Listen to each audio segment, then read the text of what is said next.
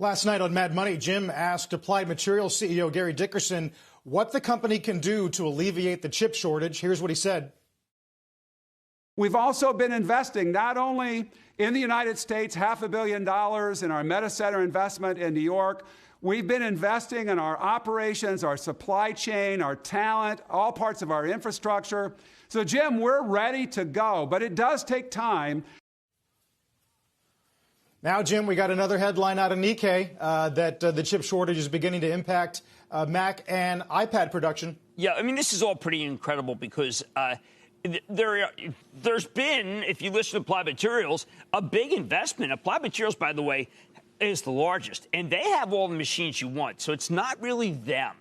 NXP today downgraded, and what was interesting about the downgrade is that there is talk that they were not able to make as much. Remember, NXP this is Morgan Stanley downgrade. They're the autos. And NXP, it says that they had a fab power outage that really cut things back. There was a fire in a fab in Japan that cut things back. The Chinese have double and triple ordered to take more than their share. That is not unusual. And many of our companies just somehow felt like just in time. David, just in time works if every single part is ready. But given the NXP problem, given the fire at Japan problem, given the fact that most of the car companies did not think they'd be anywhere near this run rate, you just can't turn things on a dime. I do think that when the government does the foundry plan, it's not 2 years. I think it's more like 3-4 years if the government does that. So, David, this thing, there are some that are going to be alleviated. But now we're starting to talk about 2022. And there's no way around it. Yeah, listen, MacBooks, iPads, people see it there. Jim, you've been following this very closely. You've been doing a great job on Mad Money on bringing on the various CEOs to discuss it. Is it going to get worse before it gets better? Yes. Yes, it will, because the back orders for companies other than Applied Materials, Lam Research is an unbelievable company, but I don't know. They're operating around the clock to get out the machine, the capital equipment.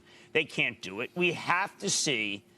I know I don't want to finger the Chinese as being selfish, because double ordering is a tradition in chips. It's one of the reasons why the chips like Micron are boom bust.